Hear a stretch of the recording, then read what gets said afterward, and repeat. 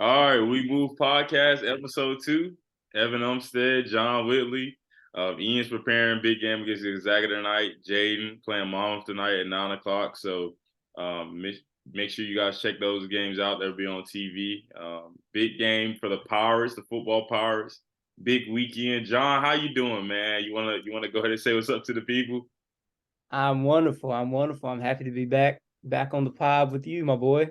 Yes, sir. Yes, sir. So doing things a little bit different. Obviously, having down two guys, but they're really busy during the season as the season goes on. First of all, how are you? How's your mental? How are you feeling right now? The Florida State game last week. How are you feeling? I really wouldn't even want to go into it. It was a tough night. It was a sleepless night to say the Yeah. least. That has to be? Is that the worst loss like of your life? Like as your life as a Cane fan, that has to be like.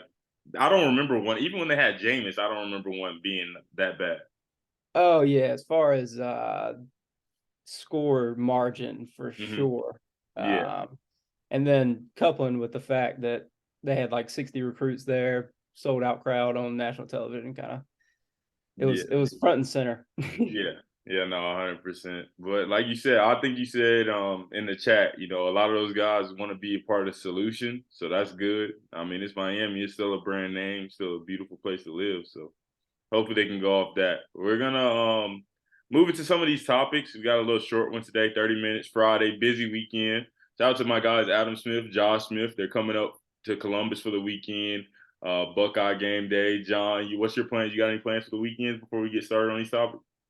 I do not. Just it should be a pretty good day of college football. ACC, SEC got some big games. Yeah, yeah, it should be exciting. It's that time of year, basketball's going too. So sit back, watch some basketball and get going. So we're gonna start off with the college football playoff, new rankings out. Kind of talk about last week. I know you were high on the Clemson Tigers. So what do you have to say about that performance they put up in South Bend, getting blasted by Notre Dame last week? I want the record to show, and we can play the clip back. I had them over your Buckeyes.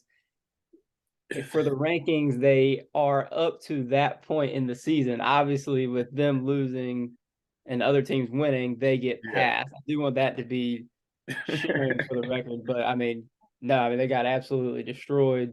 Notre Dame has clearly turned a corner since the Marshall game. Hmm. Shout out to Marcus Freeman, Yeah. turning that thing around. The Um, savant, as JG would say. yeah, and the savant, Yeah. Marcus Freeman, and Clemson's got a good amount of issues, with quarterback and just that offense as a whole. Yeah. Yeah. So we'll see. I mean, they dropped the 10. So we'll see how that goes from there. The top 10, for those that don't know, I think you guys all know Georgia's at 1, Ohio State at 2, Michigan at 3, TCU 4, Tennessee 5, Oregon at 6, LSU 7, USC at 8, Alabama at 9, and then Clemson at 10. We got to throw in, I'll go to 12 too, just because shout out to your brother, Lewis, Ole Miss grad. They're at 11, and UCLA's at 12. Because I think those are the teams that still, I guess, potentially all have a shot of making it in. I know USC and UCLA still have to play, and one of those teams will probably either play Oregon or Utah, who's sitting right there at 13, but they have 2 losses, so we can kind of rule them out of the playoff, I would think. But Mhm. you never know. LSU is sitting right there at 7-2, right there at 7, ready to strike. But what do you think? Did the committee get it right in your eyes? I think it's easy to nitpick. Hmm. LSU sounds high, at 7. Early on in the season, everybody thought they were pretty bad. They've lost to Florida State, and then they lost to Tennessee by 30. Yeah, Alabama still seems a little high. I feel like they're maybe a little overrated, but it's still Alabama. Oregon's kind of an interesting case at 8-1. They've won 8 in a row, but that it's hard to forget that week 1 game against Georgia where they lost by 50. yeah. Yeah, is Georgia just that much better than everybody? Or because I think they beat Tennessee by 14, but I think everybody that watched that game, Uh, I think Georgia definitely took the foot off the gas. They could have beat them by 30 or 42. yeah, and I think it started raining during that game, so it It was did. weird. I think Georgia clear cut is the number 1 team in the country. They deserve to be ranked number 1. I mean, it was weird though that game. I mean, weird conditions. I mean, we might talk about Ohio State a little bit. They played in some weird conditions. That's probably more for like next week's podcast when we got some more time. But they did. I mean, they dominated them. But like you said, it's hard to be a top 6 team. Potentially, like everything shakes out for them to potentially be in the playoff if one of these teams falls off. You know, and obviously, one of Ohio State or Michigan, one of them is going to have a loss. Yeah. So it almost shapes out for them to even sneak in, especially if they win their conference. But it's hard to forget. I don't know, like you can have an off week and maybe lose by 14 or 7, but to have an off week, I know it was the first week of the season and lose by what, like 59, wasn't it? Like 59 to nothing or Yeah. 52 to nothing. Like, I don't really know if that I hate to punish people for something that happened so long ago. That was almost 2 or 3 months ago now, but it's hard to forget that. But we'll kind of see how things shake out. I mean, TCU has their probably biggest game of the year this year going Yeah. into Austin. I know last week on the pod I was huge on Texas, so I think Texas. I think it'll be a fight. We'll get a little bit. We'll get into some predictions kind of as we end this off, but it's kind of interesting to see like what's going to go on with college football. Obviously, it might be. I don't know. Do you think it's the best sport and the best American sport we have right now? We love basketball, right? That's the best sport, but like as from a fan wise, like these people, everyone goes crazy for college football. That's probably a topic for another pod, but I don't know if you wanted to touch on that. Yeah, no, I agree. And we grew up playing basketball, and basketball is life. Like I wish I had been a bigger human to play football. I think football, like I don't know if it's because basketball there's 30 regular season games, and football is you play once a week Yeah. on Saturday, and the country's like completely focused on that. But Mhm. and being a Southern thing, like college football. I think it's the best. Yeah. Like the recruiting is insane, like all these recruiting wars, and then 12 Saturdays in the fall is like a holiday for 12 Yeah. weeks in a row. Yeah, it really is. And then just like experience, I mean, we went to ECU and the team, there were some ups and downs, a lot of downs really when it came to the football team. But just the Saturdays, like we are waking up at the Prov or the Prox, like the tailgate experience is crazy, man. Like whatever you have to say, like the girls, the guys, everyone's out, having a good time, getting their couple drinks in, whatever the case might be. Families coming to town, people come from all over, and it was different. I know we had some games at ECU basketball that were electric. People were excited about all day, but it's just like a different feel. I know at Chapel Hill and Duke, they really get up for the basketball, but like you said, nationwide. I mean, somebody was talking about like tailgate experience, and I was like, you can go to any campus in America, and Saturdays somebody's up in that town if they have Yeah. a college football team. So I think it's awesome. It's definitely electric, and I think the 12-team playoff will be exciting. We'll talk about that on another podcast. But I wanted to ask you, you come from Washington. How many like Division I basketball players have really came from Washington? I know it's the 252 is pretty talent rich. Like, I mean, Kinston what has the highest per capita in the NBA. So I just wanted to ask you, like, what was your motivation? Because you made it to the Division I level. For those that didn't know, I'll probably let you tell it, but I know you went to Washington High for the Pan Pac 4 years. Right. Then you went to Moravian, and I know that was tough. I had one of my best friends, shout out Ron Friday, went up there. I know it was tough to go up there to a prep school like that, especially in a small town with really nothing to do.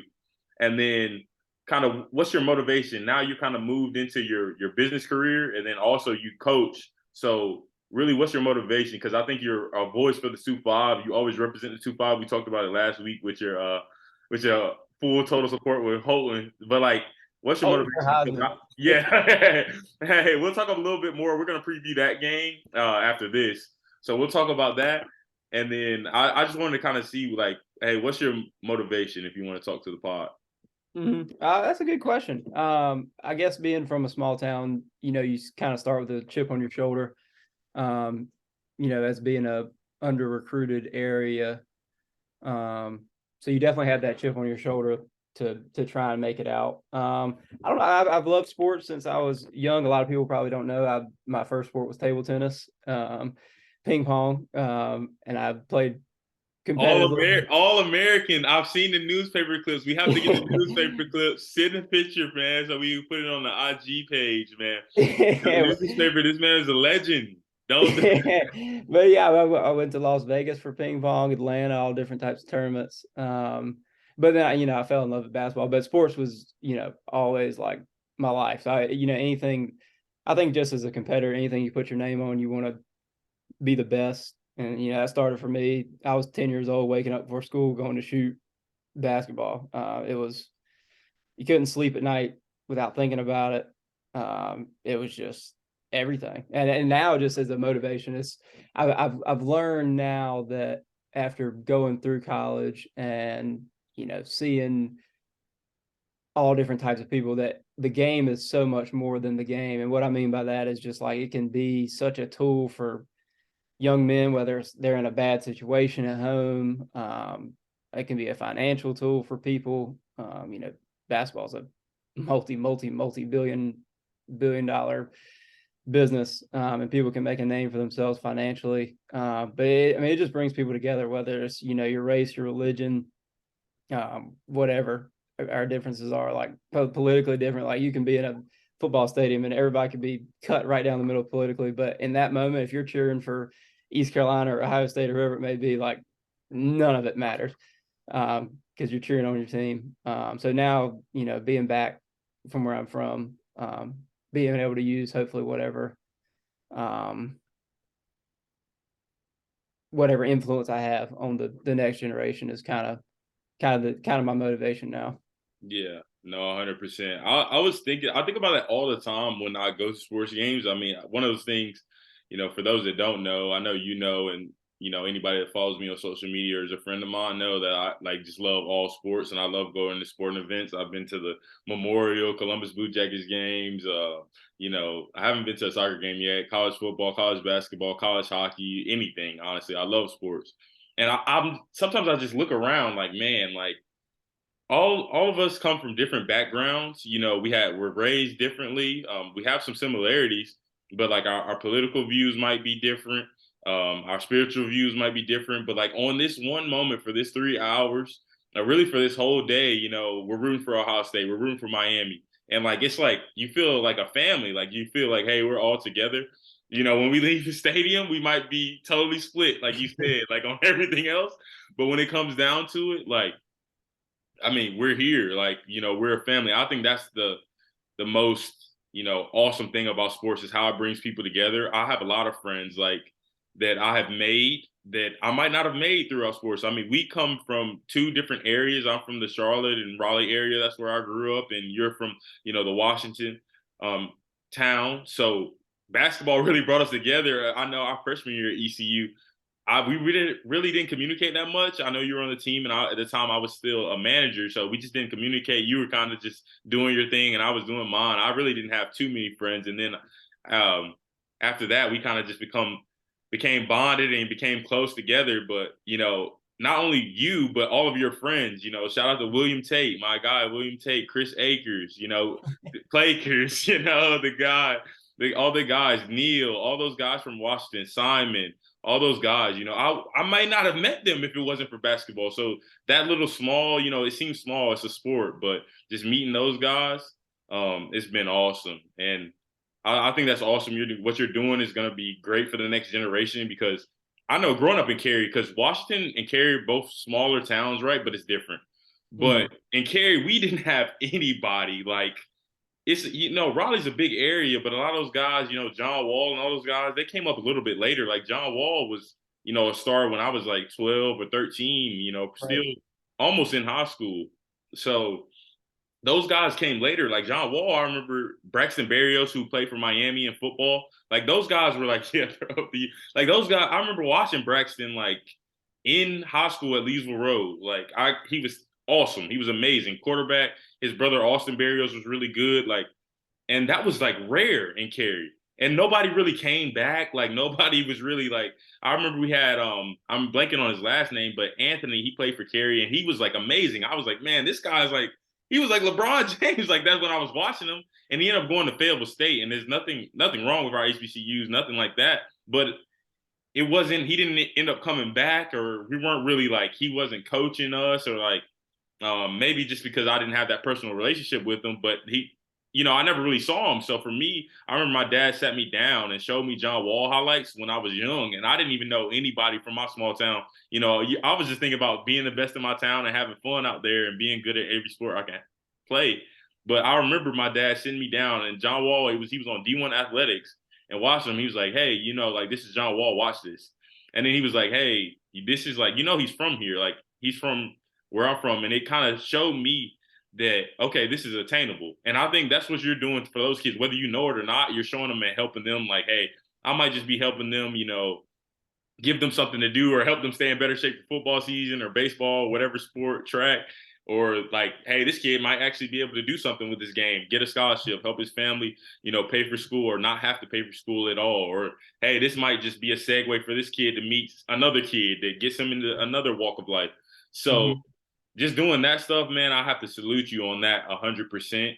And then kind of just keep up what you're doing and keep it going. So I wanted to give you your flowers and salute you on that Well, I before. appreciate it. I know you can speak, especially how much the game has done for you, especially from like a perspective of like, if I can do this, I can literally do anything in my life. Just because, I mean, your journey was probably a little bit harder than mine, just having to go through the manager deal into, all the different coaches and all that. And I know we've talked about like this, like working a job is like nothing compared to like what we had to go through. Yeah. No, I mean, 100%. I think that helps motivate me every day. Like, hey, when I was at ECU, like, there was nothing that there were dark times, right? Like, some of those dark times, we talk about them sometimes. You were there for some of them. And none of that can compare. Now we both work jobs. My job is a little, I work the night graveyard shift, long hours. And I just think about that when those nights get rough, like, hey, I've been through worse. For those that don't know my journey, I was a team manager, student manager for the ECU basketball team for 3 years. And every year, I felt like I was good enough to be a Division I player. Growing up in high school, my high school journey, I grew up in Cary and went to Apex High School, and for my freshman year, and I played football, so I started on JV with basketball. I think in middle school there was a lot of hype about me, moving on there. But anyways, I moved to the Charlotte area, and it's kind of up and down career.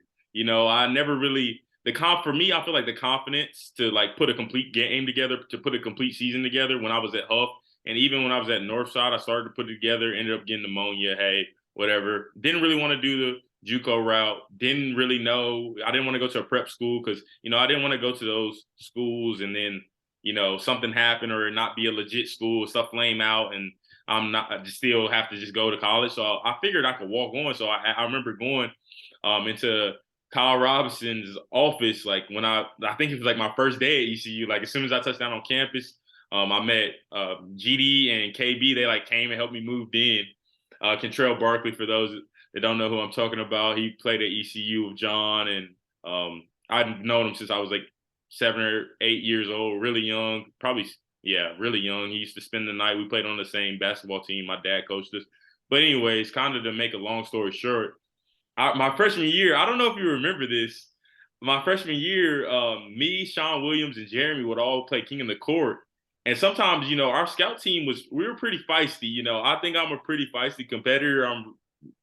When it gets on the court, I'm just There's don't no back doubt. down. We There's say, no doubt. yeah. So, and I don't know if you remember this, but there were like times like where I would get into it with some of the players when I was a manager, like kind of off rip. I remember my first practice kind of getting into it with BJ Tyson, like just a little bit, but it wasn't. I don't know. I guess I was a freshman. I was a manager. I hopped in practice, but I mean, I think you can speak for it. I just don't back down. We both were 24. We both love, rest in peace to the great Kobe Bryant. And I just like when I get on the court, and I think it's the same thing for you. It's just like it's no fear. Like it's go time, and I put a ton of my effort. Like a lot of those times, I think some of the ways we got close is I would come in the gym at like 11:30 midnight as a manager. Try to get some shots up after doing schoolwork or us having practice, and you would be in there, and we would just hop on the gun together, or you would be heading out. And I think that's like we always had that mutual respect. So kind of to move back into the question you asked and talk about like if I can do that, then I could do anything. one time I remember getting into it, and I was a freshman manager, and I remember telling like the starting point guard, Jeremy Shepard, who was like, he might have been all freshman, and like Sean Williams and Isaac Fleming, all these guys who were like playing. I remember telling them as a student manager, like, hey, I'm the best point guard on campus, like, or something like that. Like, I remember telling them that. And that might not have been true. It might not have been true. But to me, it was true, right? So like it was like a logical confidence that I think I going through that, like it was like tough times, right? But that stuff now, like even ties into everything in my life, like whether it's sports, like with basketball, I just always believed, I always believed in myself to my last day, playing at ECU. I always believed like, hey, if the opportunity came, like I could make the most of it and I could go somewhere with it. So just always having that faith, my family really laid it down into me when I was young, always having that and just belief in yourself. And then I think once I like became in college, I really matured as a man and kind of grew into knowing myself and like not letting the world's outlook on me really affect my image of me and who I am, because I know that I believe in who I am and I know how I was raised. So now that I've worked, whether it's working or whether it's like relationships or whatever it is, friends, like any type of tough battle, it's like, man, I've been through the lowest of lowest times. I've been laughed at, I've been joked at, and I'm not saying it was all. It was definitely not that. There was, there was much respect at East Carolina when I was a manager, but it was like, oh man, every single year it felt like, okay, maybe I'll get on the team here, maybe okay, and it wasn't that until it was. So I was thankful for that situation, and whenever I was able to get in the game, I tried to make a long-lasting impact, and practice always gave it my all, and that work ethic and stuff from sports always drives over. So I said I was gonna make a long story short and kind of went on a rant, but just if I could go through that, or if you can go through the things you went through, then like it's nothing that we can't do. And I always want to just be, that, hold on to remember who I am and kind of be a beacon of light for those people who look at me, maybe listen to this podcast or around me, like, hey, there are tough times, and we all go through tough times. That's not the hardest thing anybody could go through, but everybody has their battles, and everything we can achieve, faith, hard work, whatever the case may be, you just keep your head down, keep your nose to the grindstone, keep going. So with that being said, if you want to talk tonight, you see I got the Pirates on.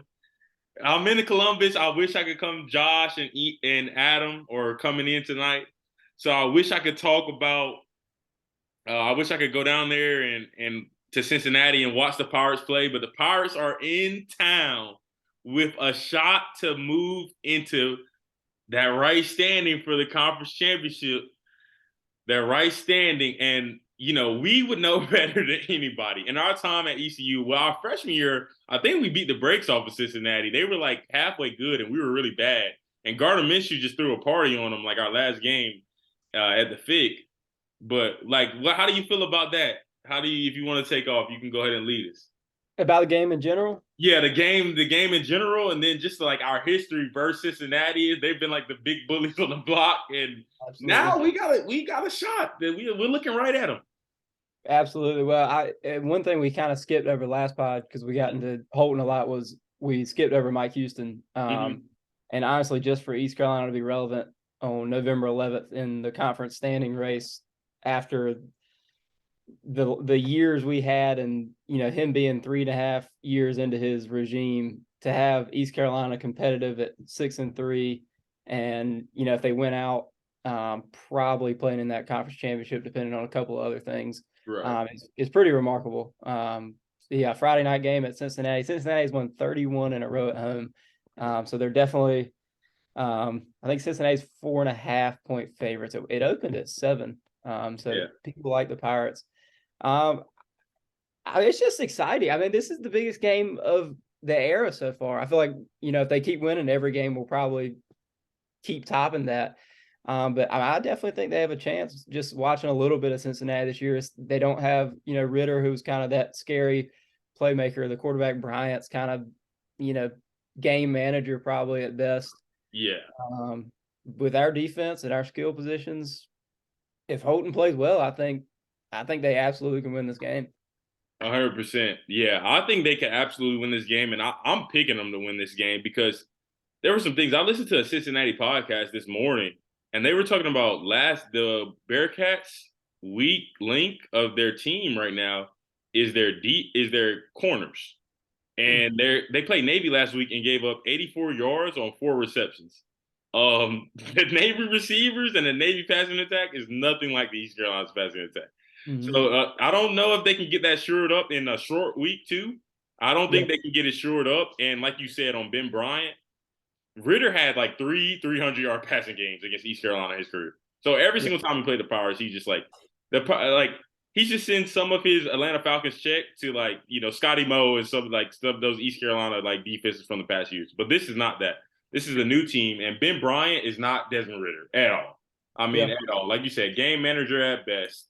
A little shaky in the pocket, not really mobile. Doesn't make the best reads. He's kind of like low ceiling guy. Like I don't really think when it comes down to it, if this is a close game and your quarterback has to go win it, I have more trust in Holton than I do in him. So I think the Pirates will win it. I think they'll be able to get it done, man. I think they surely will get it done. I know we're kind of on a time crunch this week, so if we want to move on, we can. Do you have anything you want to fire off on that? Yeah, I got one last point. One last point. So I'm just looking at Cincinnati's last few games. They scored 28 against South Florida. South Florida is the worst team in the conference. Them or Temple. They scored 29 against SMU. SMU just gave up 60 to Houston. Yeah, that's not a good defense. They scored 21 against UCF. And they scored 20 against Navy. Yeah. So I don't know if they'll be able to keep up with ECU. I'm not saying ECU is the most explosive offense in the country, but they can move the ball and score some points coming off a bye. I really think ECU can win tonight. I mean, I agree, and I think it's one of we might not be as explosive as some of those top offenses in the nation, but they're definitely up there. I think, the kid we have from Toledo, I'm just blanked on his name. Winstead, he's averaging like 13.4 catch. CJ's averaging like 11 a catch. I want to say Ron Jones is at like 9 a catch. And then there's still some more weapons. I mean, you still have to keep Mitchell. You still have Dukes. So, you still have Mr. Get Gone. So you still have to account for him.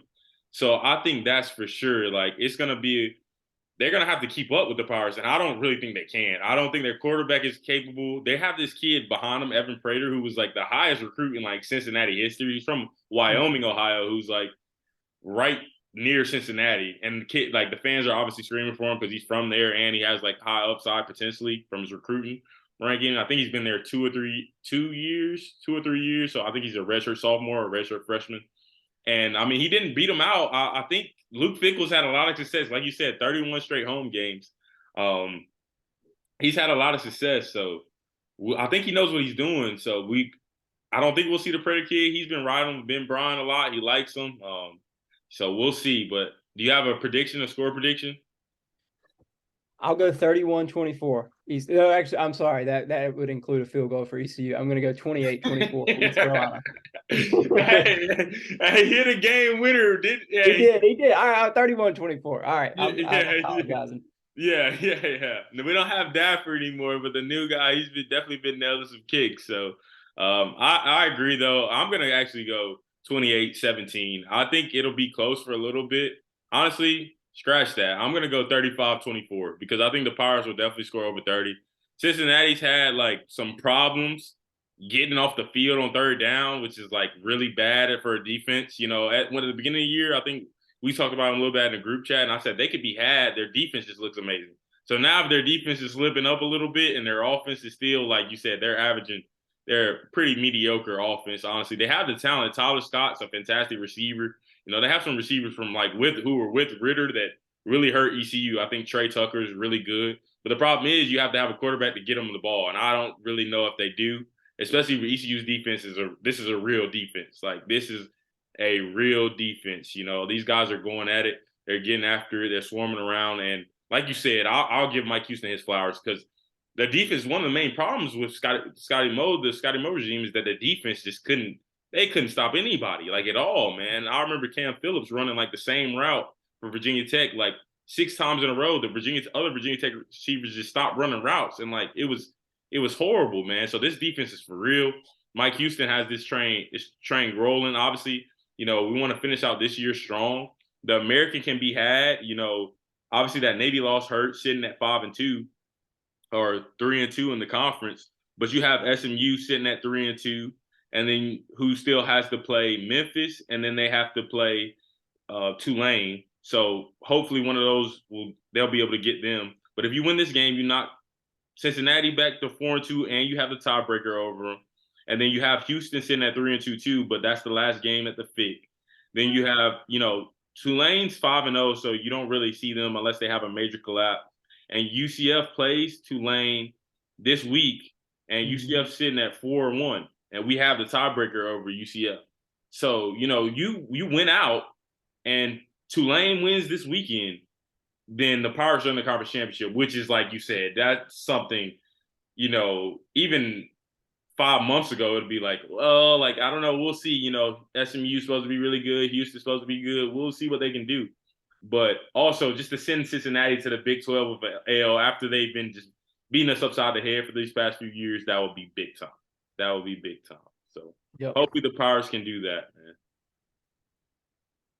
I wanted to for your predictions for this weekend. I know we're running down. We're probably down to like our last 5 minutes of the pod.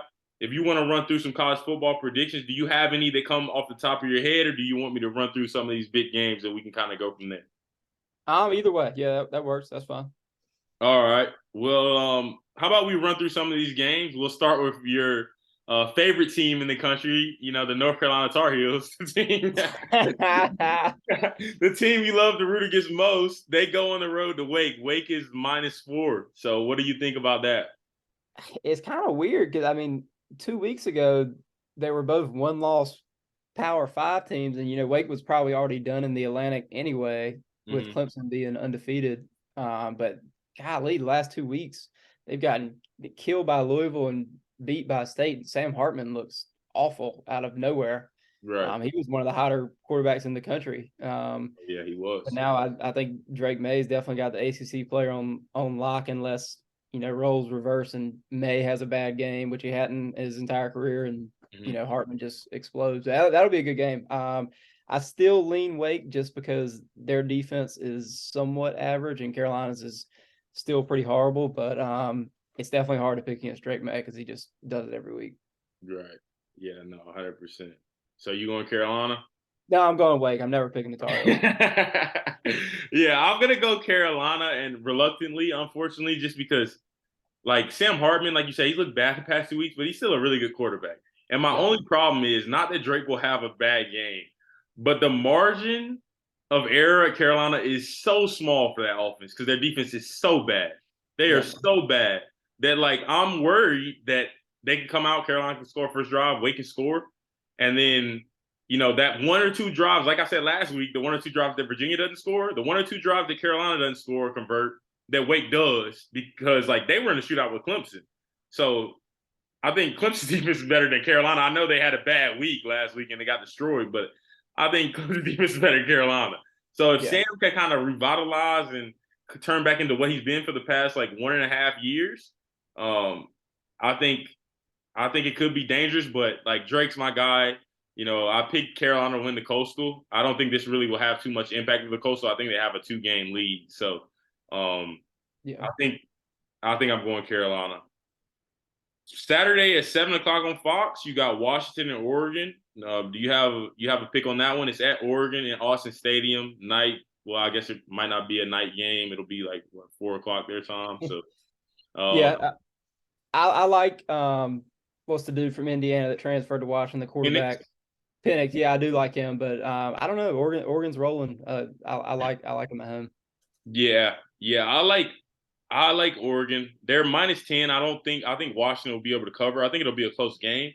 But I just like Oregon just because the game's at Oregon. If it was at Washington, I probably would pick Washington. But I like Oregon. But I'm kind of a somewhat of a Oregon secondary team just because Mario built them. Oregon has not given up a sack all year, and surprisingly, Bo Nix is playing pretty good football. Yeah, he is. He is. But that's the thing, though. Bo Nix at Auburn wasn't always horrible. It was just when he was bad, he was really bad, and then he'd have, like, good moments and then go down in the middle of the game, like, too much up and down almost, I think. And also Auburn, we'll have to talk about them on, like, another podcast, but their expectations are pretty crazy just because, Yeah, yeah. I mean, I know the guy, I know old St. Nick is right down the road, but they probably should temper some expectations at that university, but that's another topic for another day. definitely. Um, so this is a big game in the Big Ten West. So I know you aren't up here in the Big Ten land, but I am, huge Buckeye fan. I'll be there Saturday. I'll be checking the boys out. But Purdue plays Illinois, and Illinois is -6.5. So right, this is a battle of teams that are one. Purdue's 5-4, Illinois is 7-2, number 21 in the country. But Illinois is 4-2 on the path to Indianapolis, where the Big Ten championship game is. Purdue is 3-3. Now Purdue doesn't hold the tiebreaker over anyone. They've lost to Iowa, they beat Minnesota, and then they lost to Wisconsin, I believe, as well. So they don't hold the tiebreaker over Wisconsin and Iowa, but they do over Minnesota because those four teams are all 3-3 in the Big Ten. And they go on the road to Illinois after losing at home to Iowa last week. You have a pick for that game? Yeah, I like Illinois at home. I think Brett Bielema has definitely put his stamp on that team. Chase Brown's a great running back. He's already over 1,000, well over 1,000 yards, I believe, for the year. So I think they're too much for Purdue. Yeah, I think so too. And I just think Aiden O'Connell, to be a fifth-year senior, he makes some freshman mistakes. I think Chase, like you said, Chase, he is special. He's a good little running back. I don't know where he's been. I haven't heard much from him until this year, but he's a really good little player. So we'll see. Now, this is a family tie game, man. Hotty toddy. St. Nick comes rolling into town. 3:30 on CBS, Alabama, Ole Miss. They have Alabama as 12-point favorites. Ole Miss, this is an 8-1 Ole Miss team, only lost at LSU. What do you think about that? It's definitely interesting if LSU were to slip up either against Arkansas or A&M, then Ole Miss controls their destiny in the SEC West. And you said they're number 11. If they go 11-1 and somehow beat Georgia, they'd probably they definitely make the playoff. Yeah. But I can't pick against Nick Saban, especially coming off a loss. I just they look shaky, but it's just out of principle. I just can't. Yeah. Yeah. No. And then shout out to all the guys, Lewis, all of the guys from Ole Miss, that I've been able to meet. Simon, my front line brother. Shout out to Simon and all the guys on the front line. But like you said, it's hard to believe. It's hard to see Nick Saban losing 2 in a row. -12 is really hard. And the only I would pick Ole Miss, right? But the only thing is Dart. I don't think he's shown me enough to really be. You haven't been a game breaker. Like the kid from LSU, Jaden, last week was a game breaker. He was amazing. He was the reason why they won that game, or one of the main reasons. Him and obviously your guy who's down there, Mr. Taylor, Mason Taylor. Yes, sir. Obviously Jason Taylor's son. Those were the main reasons they won that game.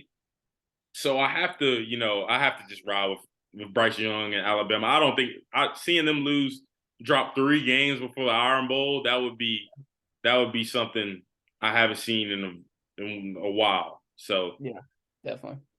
yeah, we'll move on to the ACC. Louisville, Clemson. Clemson 7-point favorites against Louisville. Louisville obviously has a special quarterback. Clemson coming off a loss, but they're back home in Death Valley. What do you think for that game? I did not know the spread was that low. That's extremely low. Louisville's definitely turned around their season, but I'm kind of in the same boat as the Saban comment. Dabo's one of the best in the business. I don't see him losing at home, and definitely don't see him losing 2 in a row. Yeah. Yeah, no, I agree. Especially this game at home, especially after they got embarrassed last. I mean, that was really their game wasn't even close. So I think they'll shake back. I think that program has enough of a backbone that their culture, they won't lose 2 in a row. We got Maryland coming to Penn State. So Maryland's 6-3. They've been putting together a good season. Tua's little brother's been really good. Penn State 7-2. They're 10-point favorites. I think Maryland, it could be close, but I think Penn State, they've started to kind of hit their stride, and I think they're rolling right now. So I'm gonna go with Penn State. I'll say Maryland will cover. I think it'll be a close game, but I think Penn State will win by 7. Yeah, I like Penn State as well. They played really well against y'all in Ohio State. I like him at home for sure. Yeah. Shout out Manny Diaz on that defensive coordinator. Yeah, Manny Diaz, DC, getting it done. So this is a big game for the American 3:30 ESPN2, number 22 UCF, going into New Orleans to play Tulane. Tulane's only a 1-point favorite. They like UCF a lot. They like UCF a lot.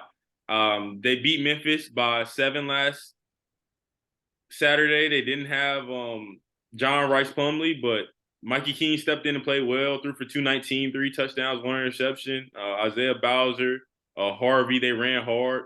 I just can't get over the fact of just how soundly we beat them, and it sticks in my craw, and hopefully I don't regret it. Hopefully, Tulane can beat them and we win tonight, and ECU can kind of get in that American Conference Championship. But that Navy loss is killing me because we would have the tiebreaker over UCF if we had 1 loss. We beat the brakes off of them, but I'm going to go Tulane. I think Michael Pratt's going to take care of them for us. They're at home. This is probably, honestly, like the biggest game in Tulane history at that stadium. I know they've had some horrible crowds in the past. I mean, we went there for basketball sometimes, and it would be like less people at Tulane games than our high school games. But their football team is rolling. I know they support their baseball team a lot because I remember there was one time there were a bunch of people down there. I'm like, oh, they coming to our game? And they were like, no, they were just playing Ole Miss in baseball. But they should have a good crowd, but I'm going to go Tulane. Yeah, I'm with you. I'm with Tulane, and as East Carolina alums, we definitely need UCF to go and drop that second game. So it might be a little bit of a biased pick, but I'm going with Tulane. Yeah, I mean, Tulane's undefeated. They've been getting it done. And they're at home. So I don't think they'll drop this one at home. I think that might be one of those teams you can catch them on the road because they're not used to being the hunted. They usually, are the hunter, or I don't even know what you call a team that is very good. But right. Yeah, they're not used to being the hunted. But I think UCF is. I mean, when you think about it in American Conference history, Cincinnati and UCF are usually always the ones who are at the top. So they still have some climbing to do. Tulane hasn't made it there yet. We have a few more games left, and then we'll kind of get kick-started. Let you go ahead and finish out the day and get to the weekend, and then we'll talk NFL next week. We'll kind of move it on. I'll talk about my Cowboys and all this after we dominate Green Bay this week. But we'll get through these NCAA games, and then I'll let you go, because I know you have to eat and everything. But Georgia, Mississippi State. Georgia, 16-point favorites. Mississippi State 6-3. I just don't, unless they have some hangover game, I don't see how Mike Leach throwing it around is going to beat Georgia. I just don't see that happening. I think Georgia probably will cover because they do throw it around so much, and Georgia's DBs are really good from what we saw last week. So, yeah. So I gotta go Georgia, and I think they'll probably cover. Yeah. Yeah. I mean, they put up 6 points. Mississippi State put up 6 points against Alabama, so not too worried about that.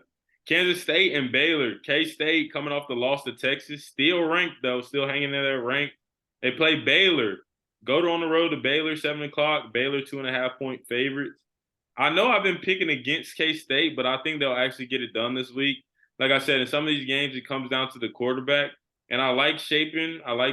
From Baylor, but Martinez is playing well. And I think K-State, Deuce Vaughn, I think they'll be able to get it in motion and get that win. This is a big game because both of these teams are tied for second in the Big 12. And there's not division. It's just one big clump. So, the second team plays for the conference championship. I like Kansas State as well. I like Adrian Martinez on the road. Yeah. I like him on the road. He's a veteran. He's been there. I guess past years he hadn't really been winning much at Nebraska, but he's been there, and he's been really good this year. I have to tip my cap to him. So good for him. Love to see those older guys kind of right the ship. Him and Bo Nix, righting the ship at new school. So good for them. This is a big game. This is a game we talked about a little bit. TCU on the road at Texas, 7:30 primetime ABC. Texas minus 7.5 favorites. So I guess a lot of the Texas, Matthew McConaughey throwing a lot down on Texas, getting it in their favor. I'll let you take off on this one. Yeah, I'm gonna go Texas at home. They've only lost. We talked about this earlier in the week. They've only lost one game with a healthy Quinn Ewers. They probably beat Alabama early in the season, and then Texas Tech lost in overtime on the road without Ewers. They did lose to Oklahoma State on the road a couple weeks ago with him, but this is a really good football team, and that place is gonna be rocking for sure. Texas loves their football. They do. So for those that don't know, I'm a Dallas Cowboys fan, huge Dallas Cowboys fan. So, and I'm also a Ohio State fan, which their quarterback of the Texas Longhorns was a Buckeye, should still be a Buckeye, but I understand, young man, go get paid and go home and be the savior of that prestigious program. So I love Quinn Ewers. I've been picking him a lot, but I'm a little worried about Sarkisian's game plan and his ability to adjust. Like that Oklahoma State game, they just like flamed out. Like it's like they forgot how to play football. The Kansas State game last week, they flamed out and almost blew it. So Yep. I'm nervous, and I was about to pick TCU. Max Duggan, been amazing this year. But I have to ride with Ewers. I like him. I like his game. And like you said, them being home, it's going to be rocking in there. It's going to be rocking in there. They already had one top 4 team there that they let out of their grass in Alabama. And I don't think they'll let this one out of their grass. I think they're going to get it done. I wonder if they'll storm the field there. They might be too proud to, but I think they're going to get it done. And I think that moves Texas into the Big 12 championship, right there in the picture. So it could still be a good year for the Longhorns, and they could still win some championships. I think they'll get it done. I think it'll be a good day for Ewers, and I'm hoping that they finally make some second half adjustments so they don't have to hold on for dear life.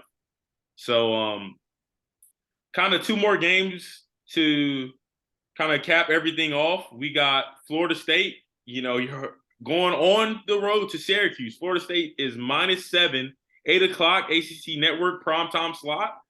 What do you think? Jordan Travis obviously coming off the big week, that hurt you a little bit, but what do you think about that?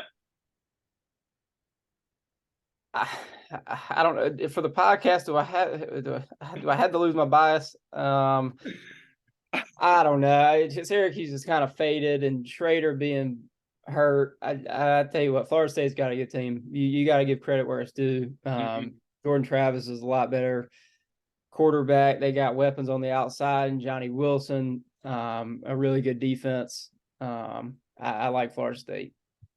Yeah, I'm going Florida State too. I think that Travis is really good. Those weapons are really good, and I just think Syracuse offense isn't very good. So I think it'll go. I wouldn't be shocked if Syracuse won, just because like Florida State might still be trying to build up what they want to be, and they could. But we'll see. I don't know. I think they'll be pretty focused and riding high after that win last week. So I'll go with them. And then the last game, Ohio State plays Indiana, so we don't even really need to talk about that game. Florida State. Oh no, we just talked about that one. Miami going on the road. Atlanta at Georgia Tech. So that's the headliner of our pod. John, obviously, huge Miami fan. Georgia Tech is favored by -1.5. How do you feel about this game? 4 and 5. So we're 3 games left to get bowl eligible, and one of them is at Clemson. Yeah. So we're really down to 2 games to get bowl eligible. How do you feel on the road at Tech this week? Well, after losing by 42 to Florida State, I don't think it's you feel good about any game. I'll be interested to see who runs out at quarterback. Van Dyke got hurt again last week, and shoulder. Okay. He was done. The offensive line is bad, so I don't even know if he's not 100%. I don't know how you can throw him back there. And the guy who I was really excited about coming into the year, Jake Garcia, the backup, who was a big time recruit, has looked terrible. But the third string's been he's actually been pretty solid. Ja'Cory Brown, he's 6'4" and 230. He's got every bit of athleticism you want to have. So I would be surprised if he doesn't start. I'm definitely gonna pick Miami. I'm not. I had to pick Florida State to stay sane, but I'm a homer at heart, and I'm definitely picking the Canes. Yeah, Yeah, I think after last week, I'm gonna ride with you with the Canes because I think even no matter who trots out at quarterback, I don't think Georgia Tech is that great of a team. But I'm Right. not saying Miami is. I'm not saying that. But I do think that like at some point you have to have some pride. And I think if Mario has to go out there and play himself, I don't think they'll lose this game. Yeah. I'll we'll talk about Clemson and Pitt and then maybe next week, but I don't think Miami loses this game. I think it'll be, a big one. I think it'll be a good one. But we'll see. We will see. I'll take Miami. I'm not very confident, but I'm just gonna ride with you, man. I'll ride with you. I'll ride with you. So I'll I ride. canceled my Atlanta trip. I was gonna go, but I'm not. Yeah, If they had beat Florida State and been 5-4, 5-4 is a lot different than 4-5. 4-5 yeah, sucks. Five yeah, and four is being above 500 makes you feel a lot better. So yeah. canceled the Atlanta trip and probably not going to Clemson either next week. So Yeah, no, I understand that. I understand that. Before I let you go, man, do you want to give your like? I don't know if you have it. Do you have a top 3 Heisman or a top 2 Heisman at the moment after last week? I know CJ had the win game, and there was some more stuff going on. You still got your top 3? yeah, I don't think it would change. Hooker kind of got beat around a little bit, but who doesn't when playing Georgia?